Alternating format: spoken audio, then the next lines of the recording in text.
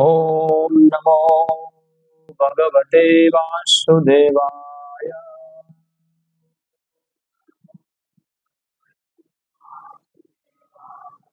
ओम नमो भगवते वासुदेवाय।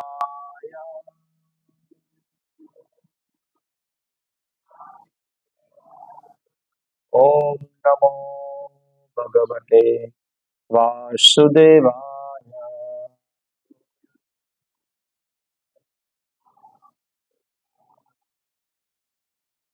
श्रीमद् भगवद गीता यथारूप अध्याय 2 श्लोक संख्या 26। अथ चैनं नित्यजातं नित्यं वा मन्यसे मृतम् तथापि त्वं महाबाहो नैनं शोचितुमर्हसि। अनुवाद एवं तात्पर्य कृष्ण कृपा मूर्ति अभय चरणारविंद भक्ति वेदांत स्वामी श्री प्रभुपाद द्वारा। किंतु यदि तुम यह सोचते हो कि आत्मा अथवा जीवन का लक्षण सदा जन्म लेता है तथा सदा मरता है, तो भी हे महाबाहु, तुम्हारे शोक करने का कोई कारण नहीं है। तात्पर्य: सदा से दार्शनिकों का एक ऐसा वर्ग चला आ रहा है जो बौद्धों के ही समान यह नहीं मानता कि शरीर के परे भी आत्मा का स्वतंत्र अस्तित्व है। ऐसा प्रतीत होता है कि जब भगवान कृष्ण ने भगवद गीता का उपदेश दिया तो ऐसे दार्शनिक विद्यमान थे और लोकायतिक तथा वैभाषिक नाम से जाने जाते थे। ऐसे दार्शनिकों का मत है कि जीवन के लक्षण भौतिक संयोग की एक परिपक्व अवस्था में ही घटित होते हैं। आधुनिक भौतिक विज्ञानी तथा भौतिकतावादी दार्शनिक भी ऐसा ही सोचते हैं। उनके अनुसार शरीर भौतिक तत्वों का संयोग है और एक अवस्था ऐसी आती है जब भौतिक तथा रासायनिक तत्वों के संयोग से जीवन के लक्षण विकसित हो उठते हैं। नू तत्व विज्ञान इसी दर्शन पर आधारित है। संप्रति अनेक छद्म धर्म जिसका अमेरिका में प्रचार हो रहा है इसी दर्शन का पालन करते हैं और साथ ही शून्यवादी अभक्त बौद्धों का अनुसरण करते हैं। यदि अर्जुन को आत्मा के अस्तित्व में विश्वास नहीं था, जैसा कि वैभाषिक दर्शन में होता है, तो भी उसके शोक करने का कोई कारण न था। कोई भी मानव थोड़े से रसायनों की क्षति के लिए शोक नहीं करता तथा अपना कर्तव्य पालन नहीं त्याग देता। दूसरी ओर आधुनिक विज्ञान तथा वैज्ञानिक युद्ध में शत्रु पर विजय प्राप्त करने के लिए ना जाने कितने टन रसायन फूंक देते हैं। वैभाषिक दर्शन के अनुसार आत्मा शरीर के क्षय होते ही लुप्त हो जाता है। अतः प्रत्येक दशा में चाहे अर्जुन इस वैदिक मान्यता को स्वीकार करता कि अणु आत्मा का अस्तित्व है या कि वह आत्मा के अस्तित्व को स्वीकार नहीं करता, उनके लिए शोक करने का कोई कारण न था। इस सिद्धांत के अनुसार चूंकि पदार्थ से प्रत्येक क्षण असंख्य जीव उत्पन्न होते हैं और नष्ट होते रहते हैं, अतः ऐसी घटनाओं के लिए शोक करने की कोई आवश्यकता नहीं है। यदि आत्मा का पुनर्जन्म नहीं होता तो अर्जुन को अपने पितामह तथा गुरु के वध करने के पाप कर्मों से डरने का कोई कारण न था। किंतु साथ ही कृष्ण ने अर्जुन को व्यंग्यपूर्वक महाबाहु कहकर संबोधित किया क्योंकि उसे वैभाषिक सिद्धांत स्वीकार नहीं था जो वैदिक ज्ञान के प्रतिकूल है। क्षत्रिय होने के नाते अर्जुन का संबंध वैदिक संस्कृति से था और वैदिक सिद्धांतों का पालन करते रहना ही उनके लिए शोभनीय था। ओम अज्ञानतिमिरन्धस्य ज्ञानाञ्जनशलाकया चक्षुरुन्मिलितं येन तस्मै श्रीगुरुवे नमः। श्रीचैतन्यमनोभीष्टं स्थापितं येन भूतले स्वयं रूपः तदा मह्यं ददाति स्वपदान्तिकं। वन्देऽहं श्रीगुरो श्रीयुतपदकमलं श्रीगुरुन् वैष्णवांश्च श्रीरूपं साग्रजातं सहगणरघुनाथान्वितं त्वं सजीवं साद्वैतं सावधूतं परिजनसहितं कृष्णचैतन्यदेवं श्री राधा कृष्ण पादान् ललिता विशाखान्वितांश्च श्री कृष्ण चैतन्य प्रभु नित्यानंद श्री अद्वैत गदाधर शिवासादि गौर भक्त वृंद। हरे कृष्णा कृष्ण कृष्ण हरे हरे, हरे राम राम राम हरे हरे। हरे कृष्णा।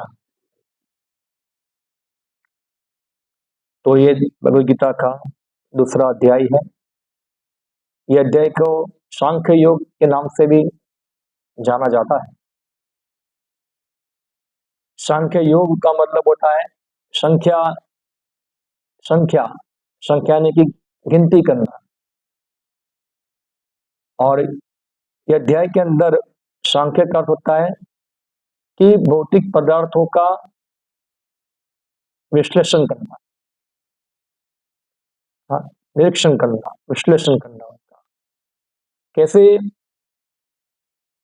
आत्मा जो है पदार्थ से पृथक है, वो जानने के लिए उसका विश्लेषण करना, इसको कहते हैं सांख्य। अभी ये जो भगवान अर्जुन को बता रहे हैं सब चीज, कैसे अलग अलग तरीके से कैसे जीवात्मा शरीर से अलग है। क्योंकि जब कोई व्यक्ति ये जानता है कि जीवात्मा शरीर से अलग है, तो उसका जीवन का पूरा दृष्टिकोण क्या हो जाएगा, परिवर्तित हो जाएगा। और हम देखते हैं कि आज के आधुनिक जीवन के अंदर जो है इसकी कमी है। तो भगवान जो है अर्जुन को अलग अलग परिप्रेक्ष्य से समझाना चाहते हैं, कैसे तुम जो हो इस शरीर से भिन्न हो और तुमको इसके लिए शोक करने की कोई आवश्यकता नहीं है। तो ये पूरा है। अभी यहाँ भगवान कृष्ण अर्जुन को नास्तिकवाद समझाते हैं। क्या है? अर्जुन को नास्तिकवाद का प्रचार करते हैं। एक है आस्तिक और एक है नास्तिक। आस्तिक किसको कहते हैं और नास्तिक किसको कहते हैं?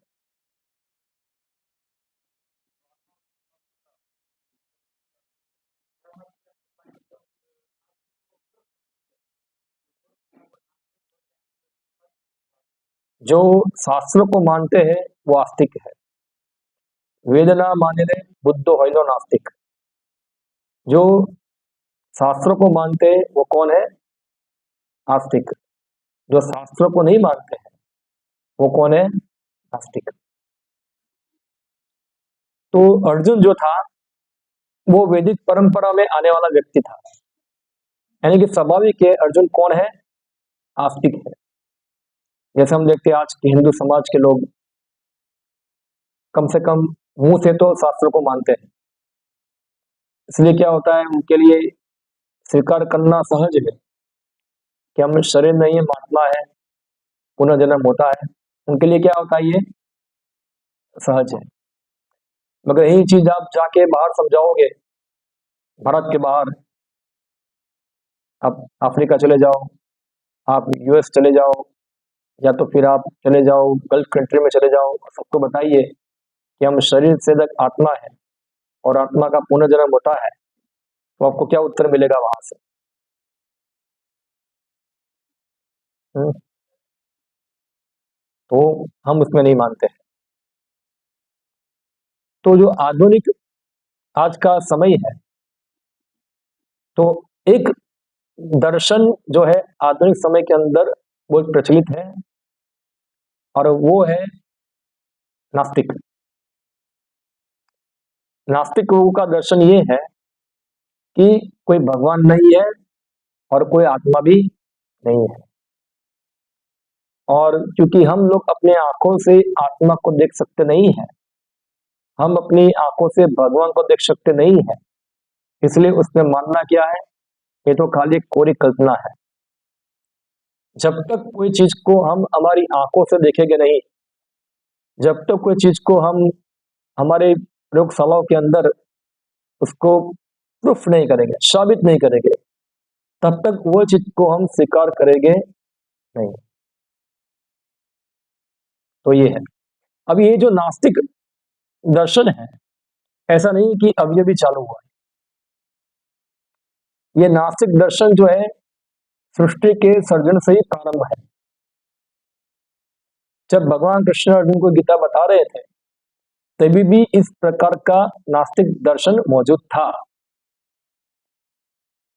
आप रामायण पढ़ेंगे तो रामायण के अंदर एक ऋषि जो है वो भी एक नास्तिक दर्शन बताते, जाजली ऋषि का नाम। तो ऐसा नहीं कि नास्तिक अभी कलयुग में ही है, पहले भी नास्तिक लोग थे जो उनका एक अपना तर्क करने का तरीका था लोगों को कन्विंस करने के लिए। तो यहाँ अर्जुन को भगवान कन्विंस करना चाहते हैं कि तुमको युद्ध करना है, तुमको तुम्हारे पितामह की जो सगे संबंधी है उसकी मृत्यु के लिए शोक करने की आवश्यकता नहीं है।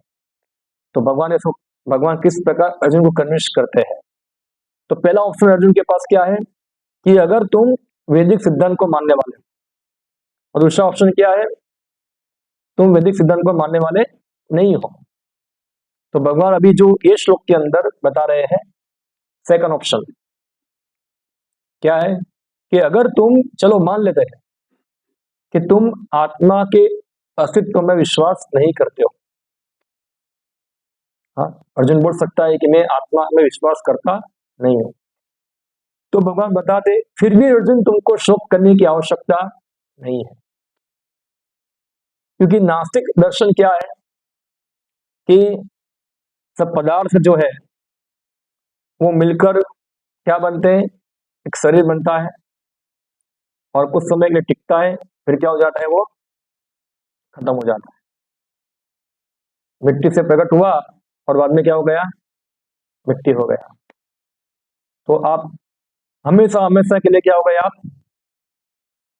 खत्म। यानी कि आप इस शरीर जो है वो मात्र क्या है, एक पदार्थ का पिंड है। और आधुनिक विज्ञानी भी यही विचारधारणा को लेकर चलते हैं कि शरीर खत्म, सब कुछ खत्म। तो नास्तिक दर्शन के आधार पर एक फिलोसफी चलती है जिसको कहते हैं चारवा का दर्शन कहते हैं। तो वो उनका कहना क्या है, चारवा मुनि का, ऋणम कृत्वा घृतम पीवेत। ऋणम कृत्वा घृतम पीवेत,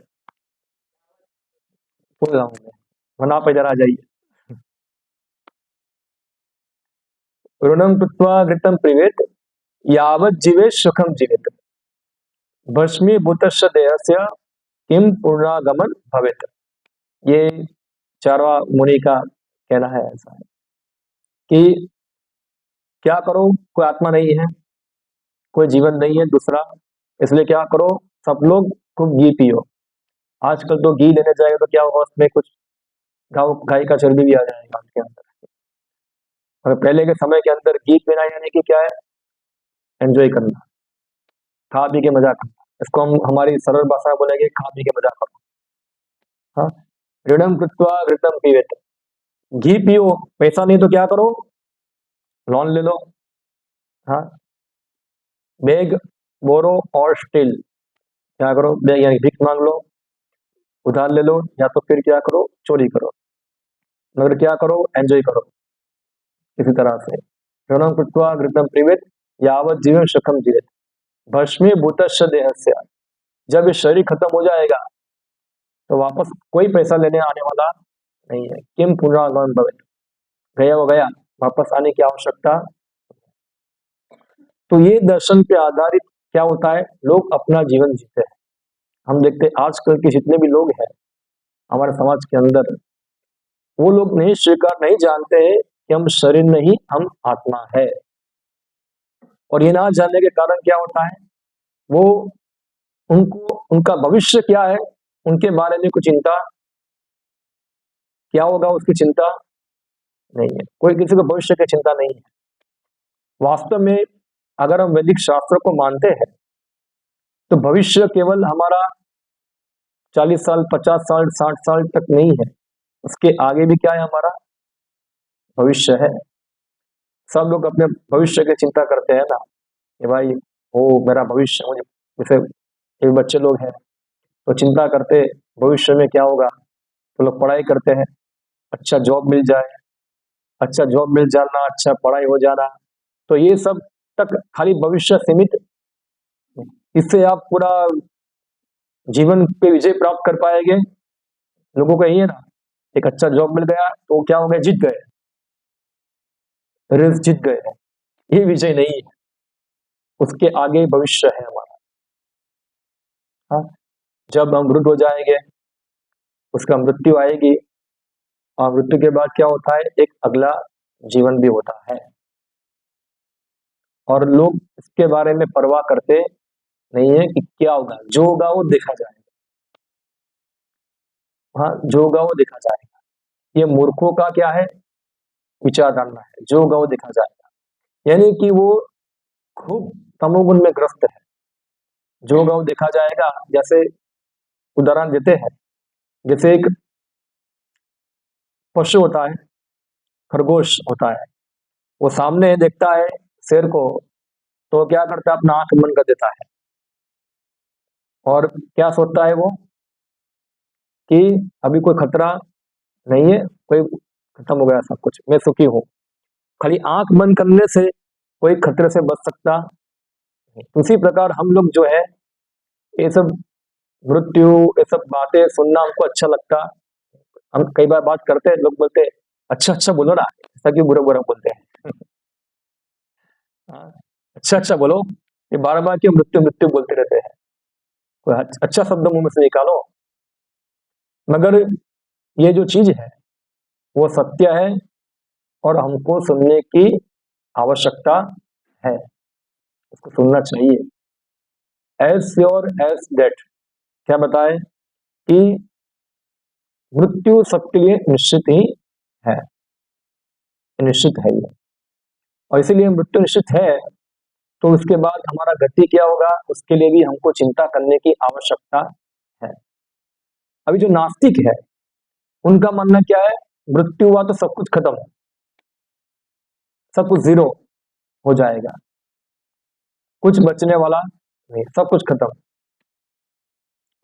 तो फिर अगर ऐसा ही विचारधारा है, तो भगवान अर्जुन को बताते हैं, तो अर्जुन तुमको तुम्हारे पितामह, गुरुजनों, ये सब के लिए चिंता करने की आवश्यकता नहीं है, क्योंकि क्या है, ये सब क्या एक प्रकार के पदार्थ का पिंड है, वो तो खत्म हो जाएंगे, तो उसके लिए तुम शोक क्यों करते हो। जैसे हमारे घर के अंदर कोई बोतल हो कांच का, वो टूट जाए, तो उससे क्या हम कुछ जीना बंद कर देंगे, हम पूरा दिन रोते रहेंगे, ओ मेरा बोतल टूट गया, मेरा बोतल टूट गया, रोते रहेंगे। हाँ, उसी प्रकार से एक बोतल कांच का बोतल है, या अर्जुन के पितामह है, दोनों में क्या अंतर है। तो नास्तिक विचारधारा के अनुसार दोनों में कुछ भी अंतर तो नहीं है। जो शरीर के अंदर केमिकल है, वही किसके अंदर है, कांच के बोतल के अंदर है। वही पृथ्वी अग्नि जल वायु आकाश किसमें है, शरीर में है। वही पृथ्वी अग्नि जल वायु आकाश किसमें है, एक कांच के बोतल के अंदर है।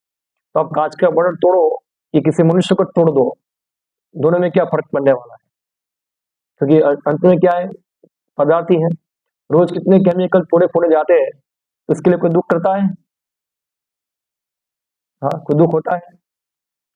तो ये नास्तिक विचारधारा एक्चुअली क्या हुआ, कि आधुनिक युग के अंदर इसकी ज्यादा फेमस हुआ जब एक वैज्ञानिक आया जिसका नाम था डार्विन। हाँ, और डार्विन से पहले भी ये विचारधारा थी पूरी, पर उसको ज्यादा हवा मिला, एक फिलोसॉफिकल एक सपोर्ट मिला उसको, साइंटिफिक बैकग्राउंड मिला उसको। तो इसको सबसे पहले एक्सेप्ट किया जर्मनी का नाजी नेता, कौन था, हिटलर।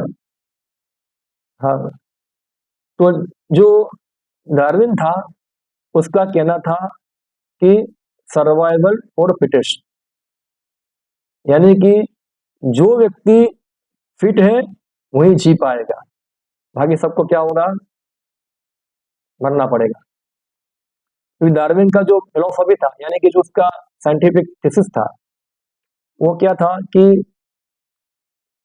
ये जो एनवायरनमेंट है, जो पूरा वातावरण है, पूरा पर्यावरण जो है, उसमें समय के अनुसार क्या होता है, हमेशा परिवर्तन होता है। और जब परिवर्तन होता है तो जो व्यक्ति यहाँ रहते हैं उनको ये परिवर्तन के अनुसार रहना सीखना चाहिए। अगर नहीं सीख पाए जाएंगे तो क्या होगा, वो मर जाएगा, या तो दूसरे जीव उसको मार देंगे। क्या?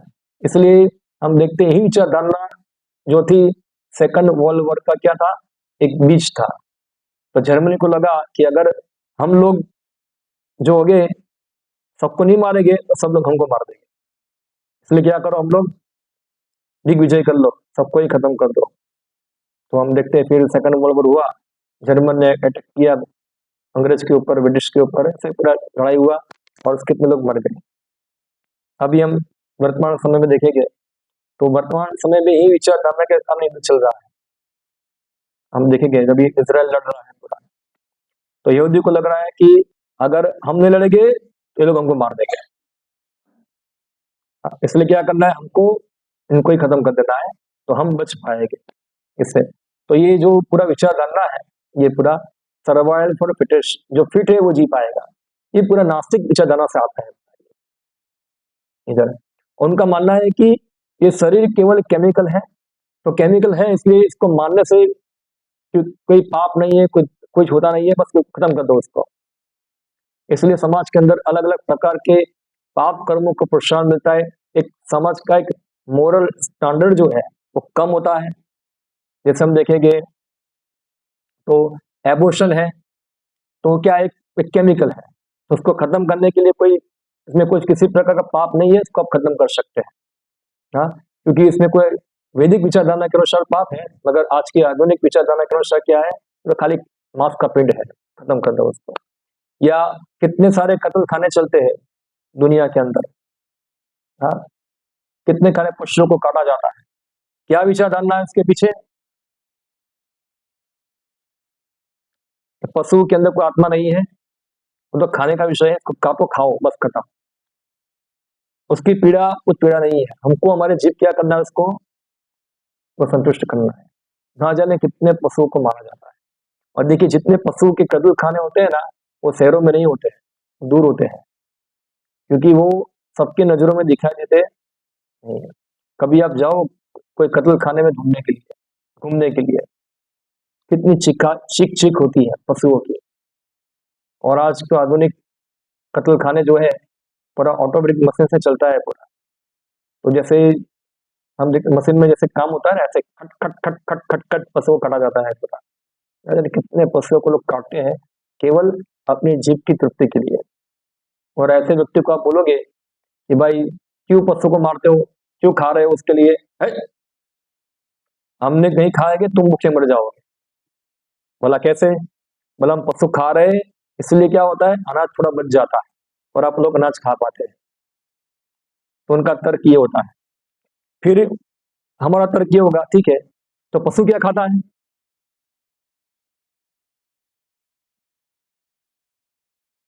पशु क्या खाता है, तो अनाज ही खा रहा है वो। तो अब पशु अनाज को खाता है, तुम पशु को खाते हो, कि तुम अनाज खा के नहीं जी सकते। हाँ, नहीं,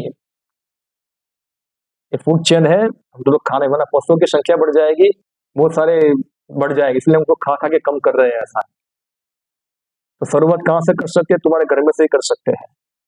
पहले तुम्हारे बच्चे को खा जाओ, बाजू वाले को खा जाओ, सबको खा जाओ, थोड़ा पॉपुलेशन कम करो, ऐसा है। हाँ? तो ये राक्षसी विचारधारणा वाले हैं इधर। आप देखो एक गाय जो होती है, कोई एक गाय होगा, क्या है तो कोई भी एक पशु होगा, 1 एकड़ भूमि के अंदर जितना घास होता है, जितना अनाज उगेगा, 1 एकड़, जो खेडूतों को पता होगा, 1 एकड़ या 1 बीघा, चलो 1 बीघा लेके चलते हैं, 1 बीघा के अंदर कितने गेहूं उगेगे, कोई है खेडूत, बाकी सुना सुबह को पता होगा कितना होगा, कितना मन था, कितना, आपका कितना कैलकुलेशन है, 20 मन के क्विंटल मन। आपका एक मन कितना होता है? 20 किलो, 40 किलो, तो 80 या 800 किलो हुआ। और हमारा प्रभु 40 मन, तो वो भी आसपास से हुआ। तो 800 किलो क्या हुआ? गेहूं हुआ एक बीघा के अंदर। ओके, एक बीघे के अंदर 800 किलो गेहूं होता है। अब 800 किलो गेहूं जो है, कितने लोग खाएंगे? गिनती करो, कितने व्यक्ति खा, एक आदमी का एवरेज आप खुराक देखिए कितना हो गेहूं खाने का। 250 ग्राम, 300 ग्राम, कितना आप गणित कर सकते हैं। तो कितने आदमी खाएंगे उसको खाने के लिए? बराबर। अभी एक बीघे के अंदर गाय का कितना घास उगेगा? है उसका आंकड़ा है कुछ? कितना?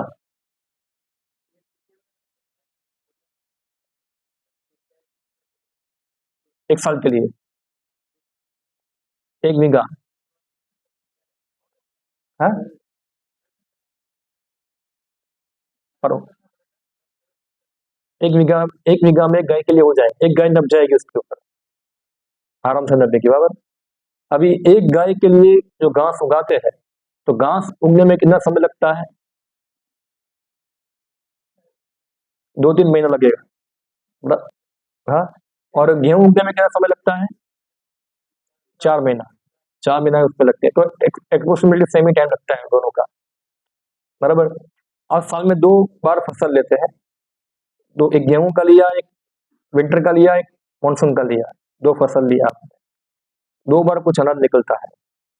और आप गाय के लिए खाली घास उगा रहे हैं एक बीघा के अंदर। एक बीघा में एक गाय नपती है।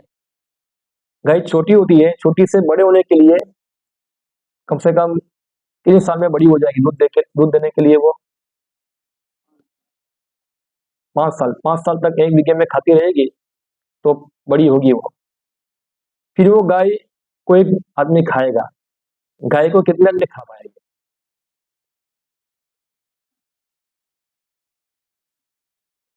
जो मांस खाने वाले होंगे, जिनका पूर्व का अभ्यास होगा, उनको पता होगा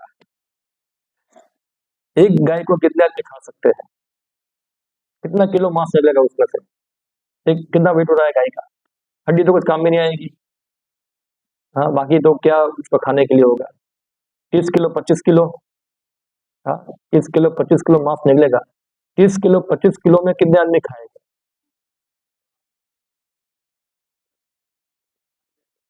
ऐसा कुछ लग रहा है, मुझे लगता है कि 100 आदमी खाएंगे, बहुत कम हो गए उससे तो। हाँ, 40-50 आदमी लोग खा पाएंगे। 5 साल तक आप एक बीघे अंदर घास उगाते हैं, और एक गाय को खाली कितने खाते हैं? 50 लोग खाते हैं। वही 5 साल में अगर आप गेहूं उगाते, कितने आदमी खाते हैं? गिनती करो, कितने खाते? और गेहूं आप खाते, घास गाय खाती, दोनों का हो जाता। हाँ, दोनों का हो जाता, क्योंकि हम तो घास नहीं खाएंगे, हम खाएंगे घास। गेहूं के साथ तो घास भी होता है ना। तो अनाज आप खा जाओ, घास किसको दे दो? गाय को दे दो। और चलो, हमारे सौराष्ट्र के अंदर मूंगफली उगाते हैं या कपास उगाते हैं। तो मूंगफली उगाया, तो मूंगफली आप खा जाओ। मूंगफली के जो छोड़ है वो किसको दे दो? खाती है गाय कि नहीं खाती है? खाती है। उससे तो दूध भी अच्छा आएगा ना, तेल ज्यादा होता है, चर्बी अच्छा होता है। तो वो आपका मूंगफली नहीं खाएगी, वो क्या खाएगी? उसका जो पेड़ का जो छाल पड़ा है सब खा जाएगी उधर। तो देखो, एक भगवान का सिस्टम है पूरा। एक जगह के अंदर आप गाय को पालने के लिए जमीन रखते हैं, और बाद में 5 साल के बाद वो गाय को खाते हैं, खाली कितने खा पाएंगे? 50 लोग। अभी आप उसी प्रकार कैलकुलेट कीजिए पूरा दुनिया के अंदर कितने लोग मांस खाने वाले हैं। और जो मांस खाने वाले हैं, जो पशु को खाते हैं, वो पशु को खिलाने के लिए कितना जमीन पे उगा रहे हैं लोग, ये पूरा जो चीज उगा रहे हैं, वही जगह पे अगर आप अनाज उगाते हैं, तो अनाज मिल जाएगा मनुष्य को। और जो बाकी जो वेस्ट हो जाएगा वो कौन खा जाएगा? पशु खा जाएगा। आपको इसलिए पशु हत्या करने की आवश्यकता ही क्या रह जाएगी? आवश्यकता ही नहीं है कुछ। मगर प्रॉब्लम कहाँ है? जीवा। ये जीवा का क्या है? समस्या है, जीव का टेस्ट जो है। और ये पूरा राक्षस राक्षस लोगों का टेस्ट है पूरा। राक्षसों को खून, मांस, चर्बी, ये सब क्या लगता है? अच्छा लगता है वो खाना, हड्डी बड्डी सब खाना। तो ये सब राक्षसी लोग हैं पूरा। कैसे वो मुंह में डाल पाते हैं ये चीज को? मगर उनको क्या लगता है, भाई हम तो गुलाम दम खा रहे हैं। तो ऐसा चीज है ये। हाँ, ऐसा चीज है। तो पूरा अज्ञानी है। तो वो सोचते, उनका मानना क्या है कि पशुओं में आत्मा नहीं है, इसलिए पशु को हम काटते हैं ना, इसलिए हमको कोई दर्द नहीं होता है, क्योंकि उसमें आत्मा नहीं है। हमको कोई मारता है, हमको काटता है तो हमको दर्द होता है, पशु को दर्द होता नहीं है। इसलिए पशु को हम काट के खा सकते हैं, तो दर्द नहीं होता है। तो चिल्लाता कौन है? जब पशु को काटते हैं तो पशु हंसता है, आओ मुझे काटो, ऐसा है। हाँ, कोई हंसता है पशु? तो ये क्या है? एक मूर्खता है पूरी। यही अज्ञानता कि वो लोग स्वीकार नहीं करते हम शरीर नहीं आत्मा है। और इसीलिए पशु को भी क्या देखते हैं? ये शरीर है, और हम लोग भी क्या है? इस शरीर है। फिर क्या होगा? अगर वैदिक विचारधारा के अनुसार वे लोग मर जाएंगे, उनको भी ऐसा ही काटा जाएगा, उनको भी ऐसा ही काटा जाएगा।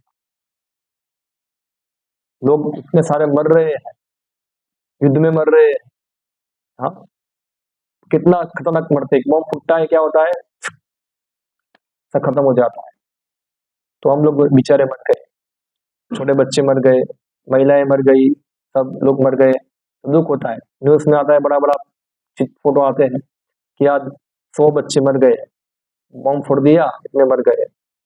अब ये सब मर रहे हैं, क्यों मर रहे हैं? क्योंकि इन लोगों ने पहले भी किसी को ऐसे मारा था, और पशुओं को उन्होंने इस प्रकार मारा था, तो उनको भी, उनकी भी मृत्यु ऐसे पशुओं जैसे ही हो रही है।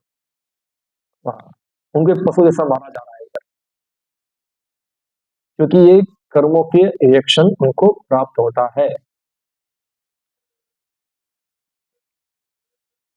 तो तो भगवान कृष्ण अर्जुन को कन्विंस करते हैं कि अर्जुन, तुम अगर ये नास्तिक विचारधारा लेके चल रहे हो, तो तुम तुम्हारे पितामह को मारोगे या अन्य किसी को मारोगे, तो तुमको शोक करने की आवश्यकता नहीं, क्योंकि ये तो क्या है? सब केमिकली है।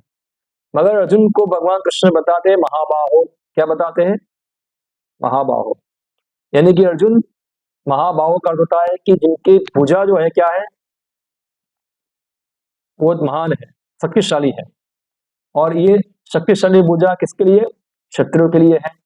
और क्षत्रिय जो होते, वो वैदिक विचारधारा को पालन करने वाले हैं। इसलिए अर्जुन, मैं आशा करता हूं तुम इस प्रकार की विचारधारा पालन करते नहीं होगे, तुम वैदिक विचारधारा पालन करने वाले होगे। अगर तुम यही विचारधारा पालन करने वाले हो, तो भी तुमको शोक करने की आवश्यकता नहीं है। फिर भगवान जो है नेक्स्ट श्लोक में बताते हैं, एक और दूसरा एक दर्शन बताते हैं अर्जुन को। जातस्हि ध्रुव मृत्यु, ध्रुवम जन्म मृतस्य, तस्माद परिहारथे नातम शोचितुम अर्हसि। हर श्लोक के अंदर एक लास्ट पद जो है, ना तुम शोचितुम अर्हसि, ये कॉमन है। ये क्या है? सामान्य है इसके अंदर, कि तुमको शोक करने की आवश्यकता नहीं है। पहले श्लोक में भी ये था, ये श्लोक में भी ये है, ना तुम सोचंती अर्हसि, तुमको शोक करने की आवश्यकता नहीं है। तो यहाँ भगवान बता रहे हैं अर्जुन को क्यों शोक करने की आवश्यकता नहीं है, क्योंकि अर्जुन, जाता सही ध्रुव मृत्युम, जो व्यक्ति जन्म लिया है उसका मृत्यु क्या है? निश्चित है। और जो जिनकी मृत्यु हुई है उनका क्या है? जन्म निश्चित है। तस्मात का परिहार्थ है, तस्मात परिहार्थ है। इसलिए अर्जुन, ये जो चक्र है ना, वो उसको रोक पाना तुम्हारे वश में नहीं है, या फिर चक्र चलता रहेगा, इसलिए तुमको शोक करने की आवश्यकता नहीं है। जो जन्म लिए हैं, यही प्रमाण है एक व्यक्ति का क्या होगा? मृत्यु होगा। और जिनकी मृत्यु हुई है, वही प्रमाण है कि उसका क्या होगा? जन्म होगा। एक बार मुझे याद है, ऐसे एक प्रवचन था, हमारे इस्कॉन के एक स्वामी जी आए थे। तो एक व्यक्ति ने प्रश्न पूछा उसको कि स्वामी जी, ऐसा सुना है हम लोगों ने कि किसी व्यक्ति की परछाई के अंदर छेद दिखता है, इसका मतलब कि वो मरने वाला है। छेद दिखता है तो परछाई के अंदर। तो स्वामी जी ने बताया कि छेद दिखने की आवश्यकता, वो व्यक्ति खुद ही प्रमाण है कि उसका मृत्यु हो गया है। इसने जन्म लिया है, उसका क्या है, मृत्यु क्या है, निश्चित है। तो यहाँ भगवान जो है एक दूसरा दर्शन बता रहे हैं, जिसको कहते हैं कर्मवाद। क्या कहते हैं, पहले हमने सुना था नास्तिकवाद, अभी सेकंड जो दर्शन है उसको कहते हैं कर्मवाद। जो कर्मवादी है वो कर्म के सिद्धांत में मानते हैं, मगर भगवान को मानते नहीं। आपने सुना होगा, सब जगह पे सब लोग बोलते हैं सारू करो, कोई खराब नहीं करो। सुना है ऐसा? हाँ, सबका अच्छा करो, किसी का खराब मत करो, बस यही इतना है, बहुत अच्छा है। कोई नड़ो नहीं काठियावाड़ी सौराष्ट्र भाषाની અંદર કોઈ નડવો નહીં આપણે એમ।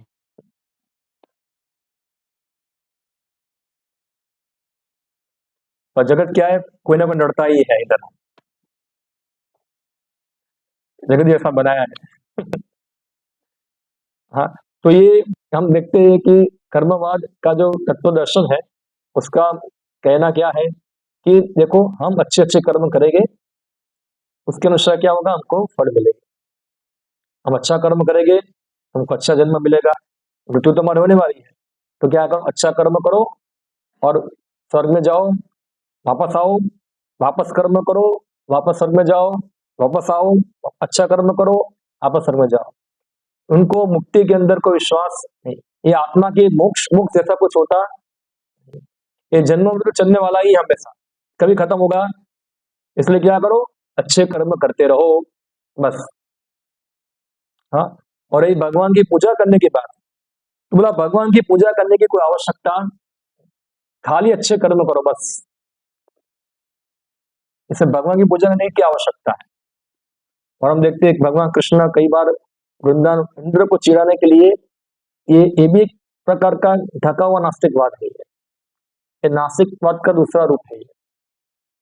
हाँ, इसलिए आपको किसी को कर्म, आपको भगवान की पूजा करने की आवश्यकता नहीं है। जैसे आप अच्छे कर्म करो, मंदिर क्यों जाते हो, मंदिर जाने की आवश्यकता नहीं है, क्यों भगवान की पूजा करते हो, अच्छे कर्म करो खाली बस। यानी उनका मानना है कि भगवान जो है, हाँ, वो फल देने वाले हैं। अगर हम अच्छे कर्म करेंगे तो वो हमको फल देने के लिए बाध्य है। जैसे आप एक फैक्ट्री में काम करते हैं, तो आप आपका ड्यूटी करते हैं ठीक तरह से, तो आपका मालिक जो होगा तो आपको पगार उसको देना ही पड़ेगा। इसमें आपको मालिक की पूजा करने की क्या आवश्यकता है, पता चल रहा है आपको क्या। हाँ, आप अच्छे कर्म करो, मालिक आपको उसका फल देगा। इसमें उसकी चापलूसगिरी क्या करने की आवश्यकता है। वो भक्ति को क्या मानते हैं, चाटोगिरी, प्रणाम करना, को हार पहनाना, को प्रणाम करना। अरे नहीं, तुम काम करो ना, वो तुमको दे देंगे सब, भक्ति करने की क्या आवश्यकता है। तो ये एक प्रकार का कर्मवाद का दर्शन है। और भगवान बताते अर्जुन को कि अगर तुम ये बात को भी लेके चल रहे हो, कर्मवाद को लेके भी चल रहे हो, तो भी अर्जुन तुमको शोक करने की आवश्यकता नहीं, क्योंकि कर्मवाद के दर्शन के अनुसार जिनकी मृत्यु होगी उनका क्या होगा, जन्म होगा, और जन्म होगा उसकी मृत्यु भी होगी। तो इसको भी तुम रोक पाओगे नहीं। इसलिए तुमको भी तुम्हारे पितामह के मृत्यु के लिए शोक करने की आवश्यकता नहीं है। ओके, मैं थोड़ा तात्पर्य पढ़ता हूँ तो आप थोड़ा उसको अच्छी तरह समझेंगे। मनुष्य को अपने कर्मों के अनुसार जन्म ग्रहण करना होता है, और एक कर्म अवधि समाप्त होने पर उसे मरना होता है, जिससे वह दूसरा जन्म ले सके। इस प्रकार मुक्ति प्राप्त किए बिना ही जन्म मृत्यु का यह चक्र चलता रहता है। जन्म मरण के इस चक्र से वृथा हत्या, वध, युद्ध का समर्थन नहीं होता। किंतु मानव समाज में शांति तथा व्यवस्था बनाए रखने के लिए हिंसा तथा युद्ध अपरिहार्य है। थोड़ा ये अलग पॉइंट है कि शांति कैसे, हिंसा और युद्ध से समाज में शांति आएगी। हिंसा और युद्ध से समाज में शांति आएगी, क्या आपको लग रहा है? अगर कोई झगड़ा कर रहा है और पुलिस वाले बोलेंगे हम लोग क्या है, अहिंसा शांति, तो क्या हो जाएगा फिर? आर्मी बोलेगी हम लोग शस्त्र को क्या कर रहे हैं, रख रहे हैं, ओम शांति। तो नेक्स्ट दिन क्या होगा, भारत का राजधानी क्या बन जाएगा, इस्लामाबाद हो जाएगा ना। क्योंकि देखो समाज के अंदर हिंसा आवश्यक है, एब्सोल्यूट हिंसा ये समाज के अंदर संभव नहीं है। अहिंसा एक सिद्धांत है, नो डाउट, अहिंसा नहीं करनी चाहिए, हाँ, मगर हिंसा जो है वो करने का अधिकार किसको है? हाँ, जो समाज क्षत्रिय है उनको अधिकार है, सभी लोग का अधिकार नहीं है, दंड देने का अधिकार उनको होता है।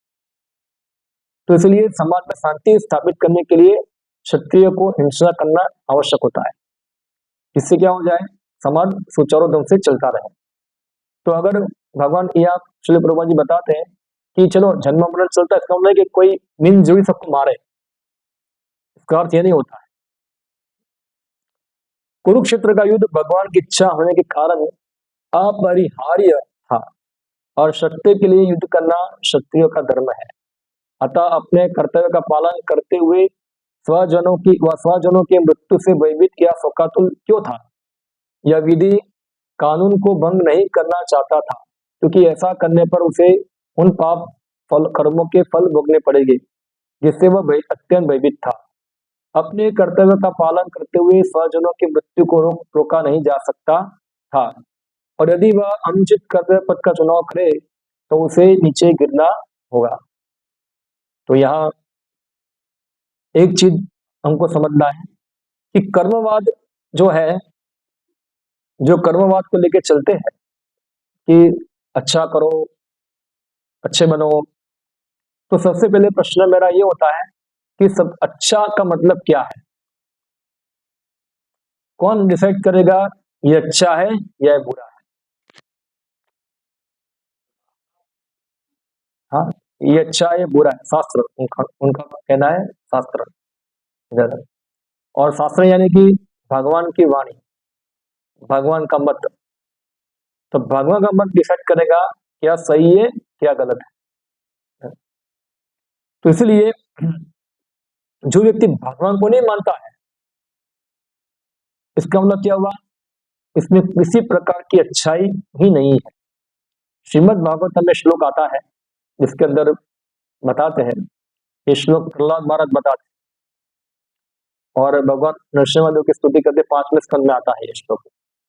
हाँ, बताते यस्यास्ति भक्ति भगवती किंचनात् सर्वगुणे सत्रे समासते शुरा हरो अभक्त स कुतु महान गुणा मनोरथे नास्ति धावतो बही। जिसका अर्थ है कि जो व्यक्ति भगवान का भक्त बनता है उसके अंदर सभी प्रकार के अच्छे गुण आ जाते हैं। जो व्यक्ति भगवान का भक्त नहीं है, जो व्यक्ति भगवान का भक्त नहीं है, उनके अंदर चाहे सामाजिक दृष्टिकोण से कितना बड़ा चढ़ा क्यों ना हो, वो क्या है, वो अपने मन पे रख पे सवार है, उसका कोई अर्थ नहीं, कोई फायदा नहीं। तो जो मुख्य चीज है भगवान कृष्ण को स्वीकार करना। अगर कोई व्यक्ति भगवान को स्वीकार नहीं करता है, उनकी भक्ति में सेवा नहीं करता है, तो चाहे वो प्रामाणिक हो, चाहे वो सत्यवादी हो, चाहे वो दाता हो, चाहे वो जो भी सोकल अच्छा व्यक्ति हो, सब क्या है, जीरो है। क्या है, सब कुछ जीरो है, उससे कुछ फायदा नहीं है।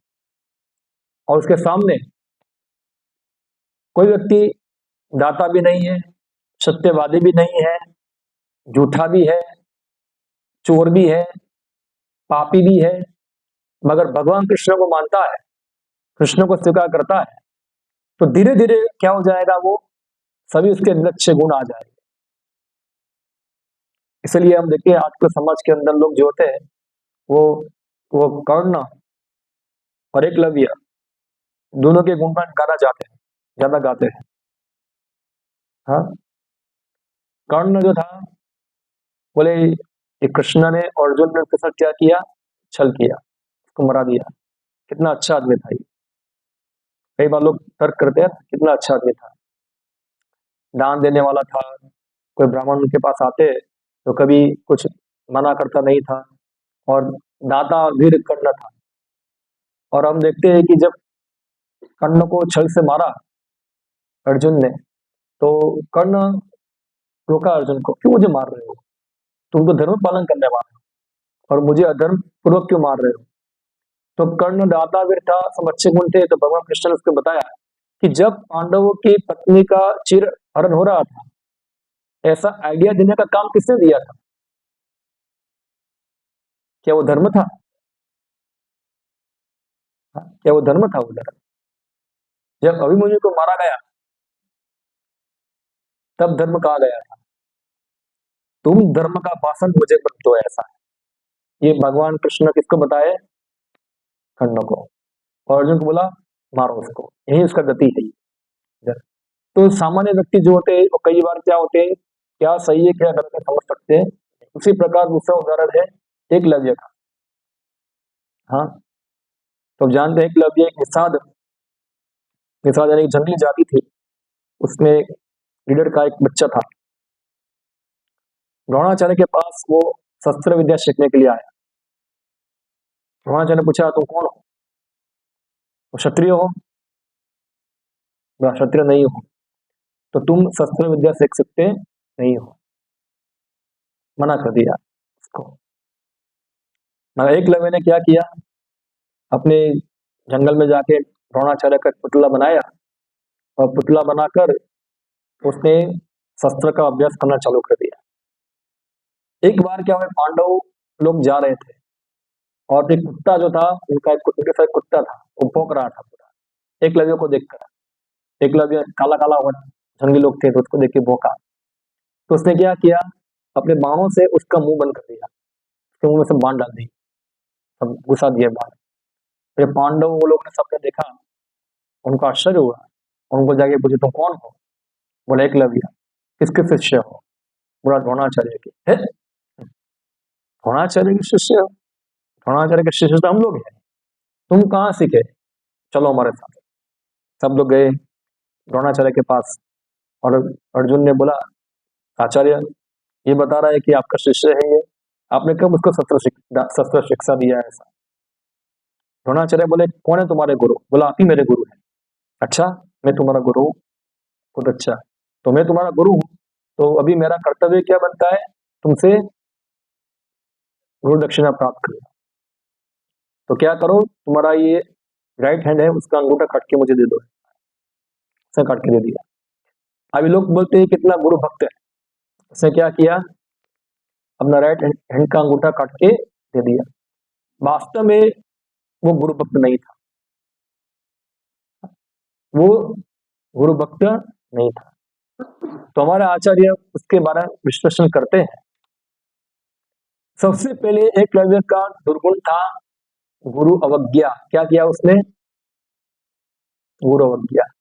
जैसे आप देखो, किसी व्यक्ति को डॉक्टर बनना है, तो डॉक्टर बनने के लिए मिनिमम योग्यता क्या होनी चाहिए,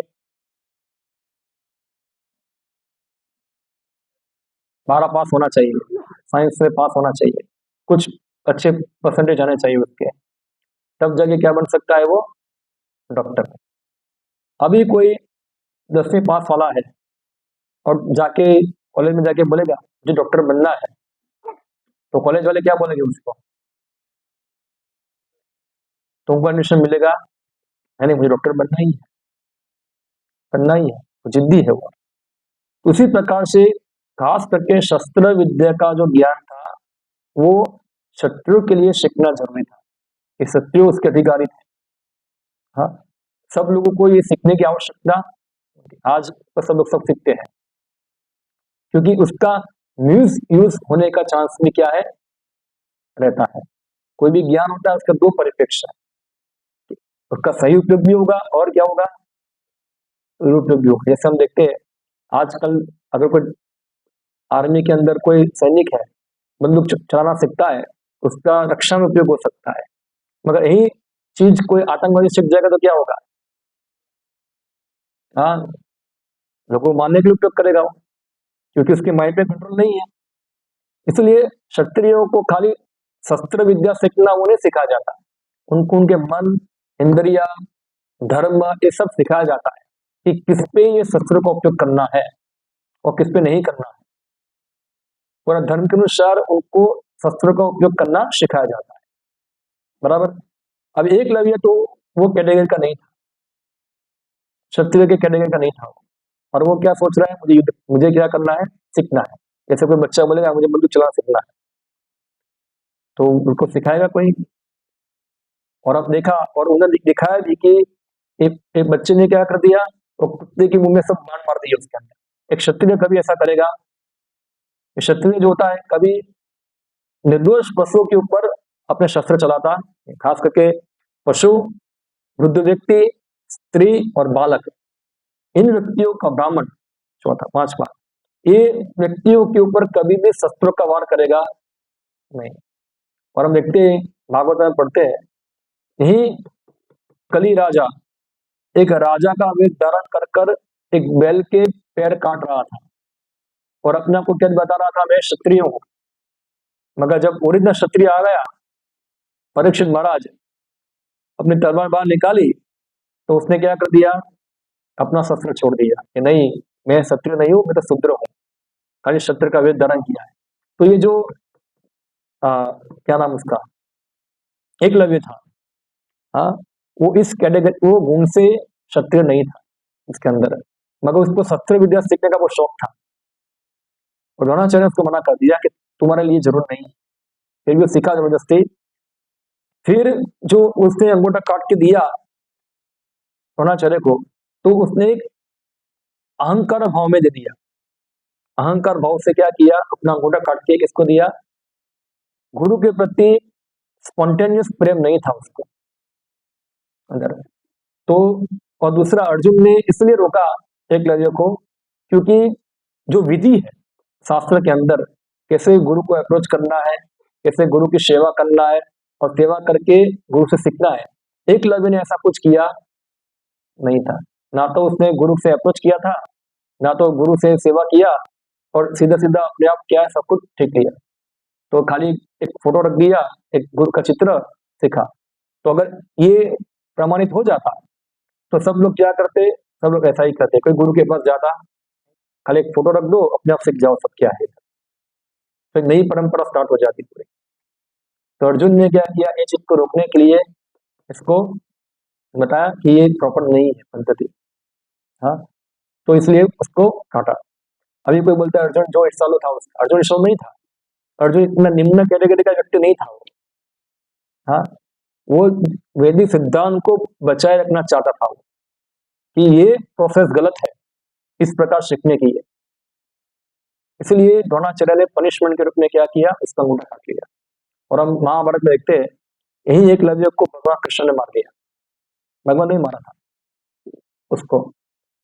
तो ये है, इसलिए जो भगवान का भक्त नहीं है, जो कृष्ण को मानता नहीं है, उसके अंदर किसी प्रकार का अच्छा गुण होता, सब दुर्गुण होते उसके अंदर। और जो व्यक्ति कृष्ण को मानता है, कृष्ण को शरणागत होता है, उसके अंदर सभी अच्छे अच्छे गुण धीरे धीरे आना चालू हो जाते हैं, भले ही वर्तमान समय में उसके पास कोई अच्छे गुण ना हो। मगर इसलिए भगवान कृष्ण जितना बताते, अपि चेत सुदुराचारो भजन्ते माम अनन्य भाव साधुरेव समन्तम्यम समज्ञ ही व्यवस्थितो ईशा। कि अगर कोई व्यक्ति दुराचार, सुदुराचार, एक होता दुराचार, उससे भी आगे क्या है, सुदुराचार, बहुत बड़ा दुराचार कोई व्यक्ति हो, मगर अनन्य भाग, वो अनन्य भाग से एकमात्र भगवान के शरण में है, कृष्ण के शरण में है, मेरा भक्ति करता है, तो भगवान कृष्ण अर्जुन को बोलते हैं, ऐसे व्यक्ति को तुम साधु मानो। साधु यानी कि परफेक्ट जेंटलमैन, ये साधु ही है, तो तुम खराब दृष्टि से मत देखो। साधुरेव समन्तव्यम समज्ञ ही व्यवस्थितो ही। भले ही वो कुछ कारणवश इस प्रकार के दुराचार में लगा हुआ है, मगर वो अनिल भाग तुम्हारी सेवा में मेरी सेवा में लगा हुआ है, उसको साधु ही मानना चाहिए।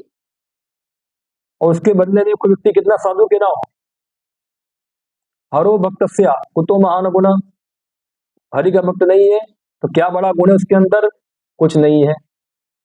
हाँ, मंडलम लोकरंजनम, वो केवल एक डेड बॉडी जो होगा उसको श्रृंगार किया है तो कुछ फायदा नहीं, क्योंकि डेड बॉडी में सबसे महत्वपूर्ण चीज क्या होती है, प्राण होता है। प्राण है तभी श्रृंगार क्या लगते हैं, श्रृंगार लगते हैं। अगर प्राण नहीं है तो श्रृंगार क्या है, सब बेकार है, कुछ फायदा नहीं है। उसी प्रकार से जो भगवान कृष्ण के भक्त होते हैं उनकी भक्ति करने से अपने आप सबकी अच्छे अच्छे गुण सब में आ जाते हैं। तो ये भक्तों के लाइसेंस नहीं है कि हम कृष्ण भक्त हैं इसलिए सब पाप करेंगे, इसका मतलब ये भी नहीं है।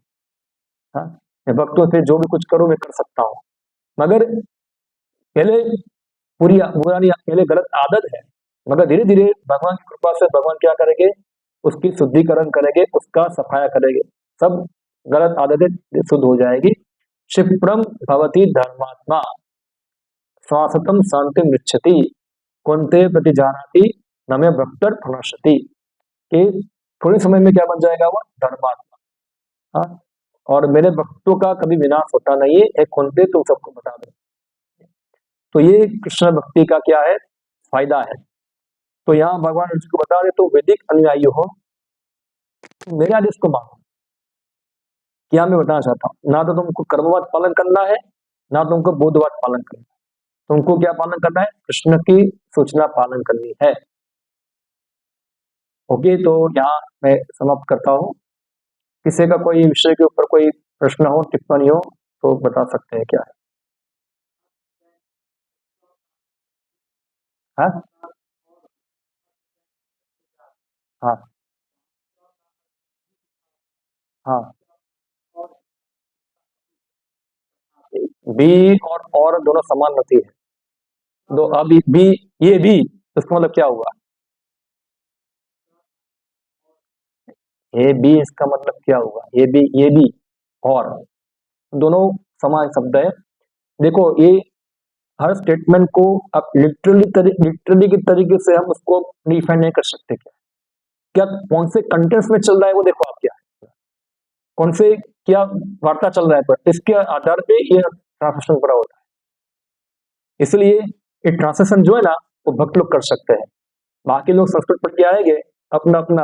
तो हाँ, तो वो क्या व्याकरण के हिसाब से भी कोई भी हिसाब से लिख करके आए, वो क्या करेंगे, हर चीज को लिटरली अनुवाद, जैसे एक कॉमन सेंस है, मेरा घर, my house is on the bank of Ganga, इसका अनुवाद करो आप, क्या करेंगे आप, अथवा तो my house is on the river of Ganga, क्या बोलेंगे उसका, इसका अनुवाद करो हिंदी में, क्या होगा उसका, आपको अंग्रेजी समझने वाला इसको अनुवाद करो, my house is on the river of Ganga, मेरा घर गंगा नदी के ऊपर, इसका लिटरली अनुवाद करो तो क्या होगा, मेरा घर गंगा नदी के ऊपर है। तो गंगा नदी पे कभी घर होता है, तो इसका मतलब क्या हुआ, गंगा के पास है। कॉमन सेंस होना चाहिए इसके अंदर समझने के लिए। उसी प्रकार से ये जो अनुवाद होता है कौन से संदर्भ में चल रहा है उस प्रकार से समझना चाहिए हम, ना कि हम हमारी छोटी बुद्धि के अनुसार क्या करें, हर चीज को समझने का प्रयत्न करें। नहीं, गंगा के ऊपर घर होना ही चाहिए, नीचे पिलर डाला होगा क्या है इधर ऐसा नहीं होता है, थोड़ा कॉमन सेंस होना चाहिए इसका। ठीक है, हरे कृष्णा।